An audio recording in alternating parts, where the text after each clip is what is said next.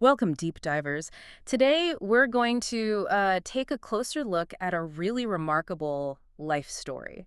It's a journey through immense challenges, really, but also towards spiritual transformation. Absolutely. We're diving into a deeply personal case study, exploring how one woman navigated, familial abuse, exploitation, just depths of despair. And found solace eventually through spiritual practice. Exactly. So our mission here is to sort of unpack this intricate web of events. We want to understand the specific karmic explanations that are provided in our source material. hmm And pull out some powerful insights, hopefully, about resilience, Mm. about the consequences of actions, and the impact of spiritual connection. Yeah, definitely. The central figure, we're calling her the learner. Her life story is, well, it's heartbreaking in parts, but also really inspiring, a testament to enduring hardship and finding a path forward. And to really get it, we need to start right at the beginning with her family's struggles. What becomes clear really quickly in the material is how these early family patterns can um, profoundly influence a person's life, almost setting the stage. Right. The environment she was born into, Yeah. it already carried a lot of weight. Shaped by generations of Yeah, actions. Yeah. that picture definitely comes through. The source paints a vivid and, frankly, quite distressing picture of her childhood, her father. Hmm. He was a non-commissioned army officer. That's right. Prone to irritability and frequent intoxication. And when he was drunk, his behavior sounds truly alarming. Fighting, beating the learner's mother regularly. Hmm. And there's this one terrifying incident where he actually threw the young learner, she couldn't swim, into a deep canal near their home. Just awful. Thankfully, her mother was right there and saved her. But what a thing to experience. It's harrowing. Yeah. And it immediately highlights the direct consequences of his actions. Our source suggests these specific acts, especially fueled by alcohol, set a powerful karmic path. And those consequences just sort of kept unfolding, didn't they? His alcoholism didn't just affect the family. No, it derailed his career, too. He got dismissed from the military, ended up as a shoe care officer, which sounds like quite a fall. A significant demotion. Lived on a pension for a bit, and then at 63, died from a brain hemorrhage. He fell, hit his head on a sewing machine. Such a specific and sad end. Yeah. So how does our source material view that, his death, those events, through the lens of karma? Well, according to the material, his death was seen as a direct result of both past and present karma. His history of, fighting and beating others, especially his wife when drunk, Right. combined with killing animals for food, it all sort of came together. He died confused and sad, which, the source explains, led him to what's called the fifth great hell.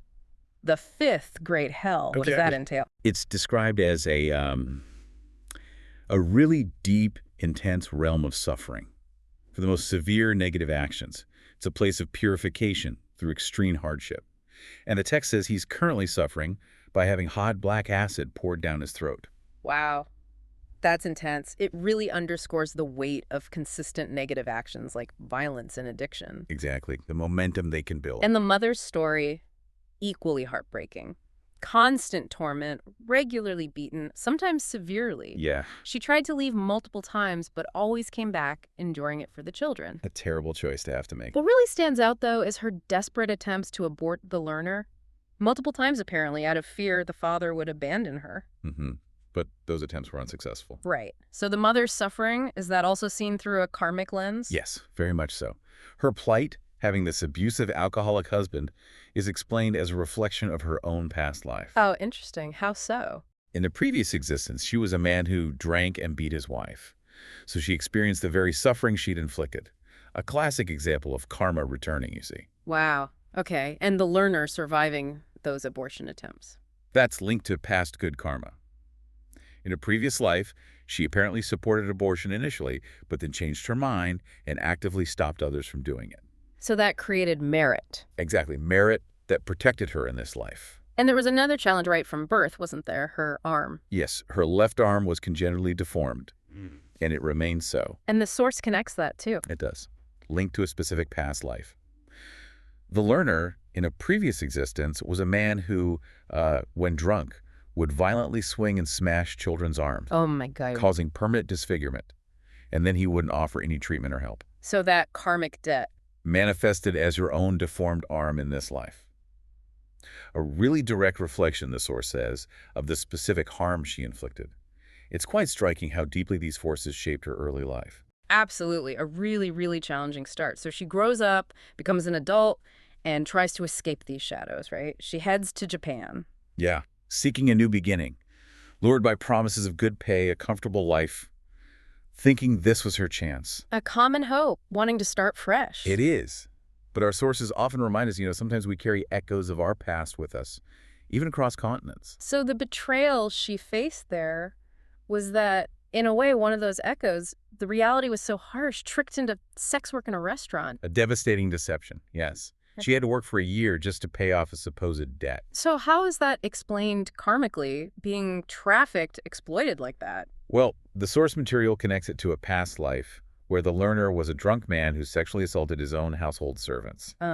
Another misuse of power. Exactly. That grave misuse of power and trust, the source explains, resulted in her own exploitation in this lifetime, a direct re-experiencing of the suffering she'd caused others. And the cycle. It just seemed to continue, didn't it? She eventually gets married, has a son. Yes, to a Japanese man. But happiness was still elusive. Because the husband, Yeah. another alcoholic.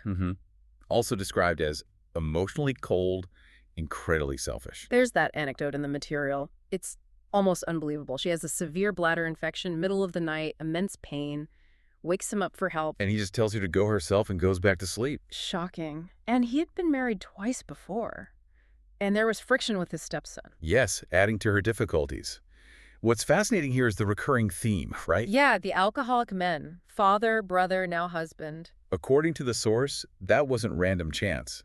It was a reflection of her own past life as a, promiscuous alcoholic man. So the patterns we see around us. Often echo patterns we've created ourselves in the past.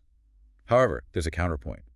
Her escape from prostitution and actually finding a husband, Yes. that was attributed to past merit she'd made from helping relatives. So some positive karma provided a measure of relief, preventing perhaps even worse outcomes at that time.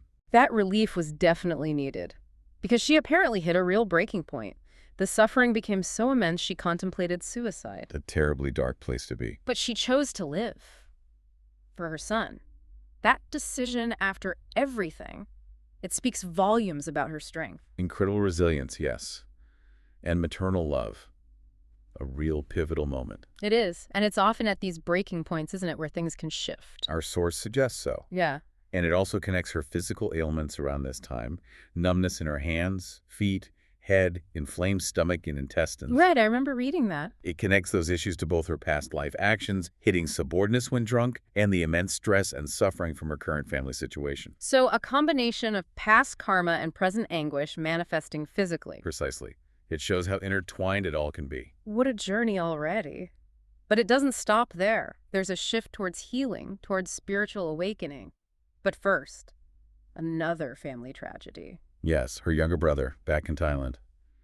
He struggled with diabetes. Which was made worse by drinking and eating durian specifically. Yes. The source mentions both exacerbating his condition. He passed away quite young, at 39. And this brother's illness and death also linked to karma. According to the material, yes. Specifically to killing animals for food, often to go with alcohol, and also frequently kicking and hitting others when drunk, both in this life and previous ones. So similar patterns to the father. Very similar. And like the father, he also went to the fifth great hell. His mind was clouded at the time of death, which is seen as a critical factor. And his death put an even heavier burden on their mother, right? She was caring for him. Constantly. Massaging his legs, often amidst arguments. It sounds like a very difficult situation. And there's that really poignant, almost horrifying detail. In a moment of anger, the mother pulled his leg so hard it clicked. Yes, causing him severe, lasting pain and difficulty walking afterwards. Did that action have consequences for the mother? Immediate karmic repercussions, our source tells us. She developed subsequent leg pain herself, which doctors couldn't diagnose. Really? Directly linked? The source presents it as direct karma from violently pulling her son's leg, compounded by her own past karma of kicking others when she was a man drunk. This is a very literal, immediate reflection. Wow, so many layers of karma in this family. Inherited, created. It's complex. But here's where things start to change. A neighbor, described as a yod kalayanmit. Yes, which essentially means a good spiritual friend, a guide. Right. This neighbor introduced the learner to Dhamma, the Buddhist teachings. A pivotal connection. And the learner, seeing the positive impact, insisted on getting the Dhamma Media Channel, DMC, installed for her mother back home. Bringing the teachings to her. And the change in the mother was, well, remarkable, wasn't it? Quite extraordinary. She became calmer, started to understand the law of karma, Embraced daily prayers, meditation, almsgiving. and gradually that chronic leg pain, the one doctors couldn't fix, it started to ease. That's incredible. Physical healing apparently linked directly to spiritual practice. Does the source explain how that works beyond just, understand? It does. It highlights that actively engaging with spiritual practice, making merit, creates positive karmic energy. This energy can begin to counterbalance, even dissolve, existing negative karmic blockages. So the relief from physical pain? Which medicine couldn't touch, yeah. Yeah. It demonstrates how shifting your mental state and consistently making merit can directly impact even physical well-being.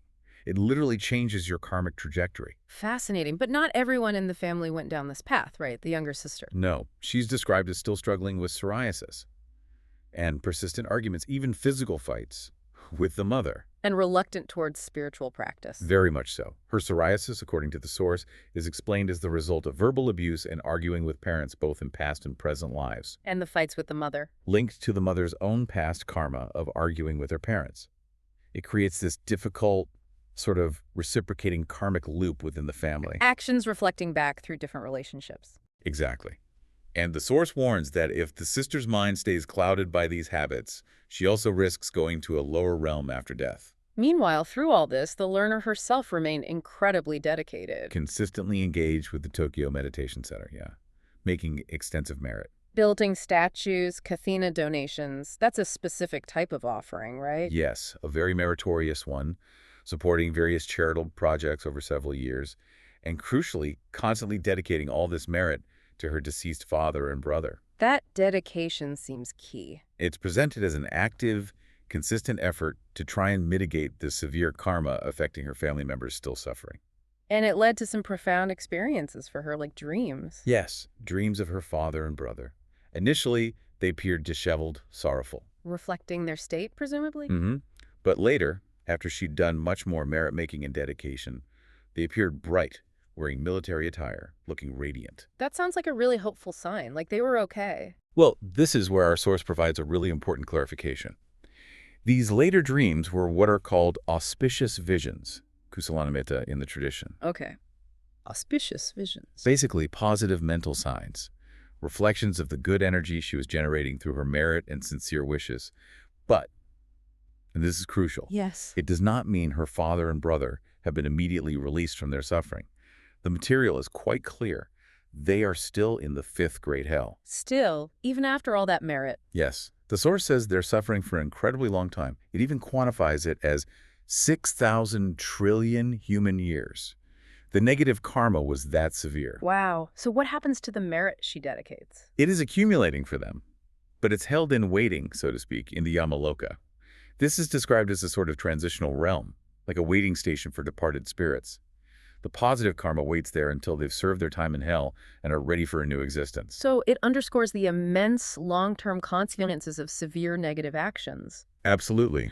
But it also shows the enduring power of merit and compassion, that it can eventually influence even those deep karmic debts, even if it takes an incredibly long time. That's a stark but vital clarification, both the weight of the past and the potential power of present action. Now, amidst all this, the learner also found a special connection with a friend, right? Effortless understanding on spiritual matters. Yes, they just clicked on that level. And the source explains this easy connection as being due to a long history between them across many lives. Supporting each other spiritually. Consistently. Helping each other reconnect with the spiritual community, even when one of them has strayed or gotten lost. These kinds of spiritual friendships, the odd climate, are seen as invaluable for staying on the path. That makes sense. Looking at the bigger picture then, for the learner, her mother, her son, the source suggests they have made merit with the community in past lives, but inconsistently. That's the key point. Inconsistent engagement, which caused them to sometimes lose their connection, to drift away.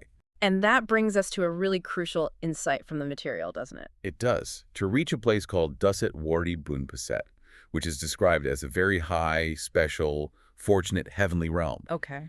Consistent and full engagement in all forms of merit-making is absolutely crucial. Without that consistency, the source emphasizes they risk getting separated from the spiritual community again in the future. So the lesson is about sustained effort, unwavering dedication, not just occasional good deeds. Exactly. If one truly wants to achieve the highest spiritual outcomes and maintain those vital connections across lifetimes. So what does this all mean for us listening to this deep dive into the learner's life? It's intense.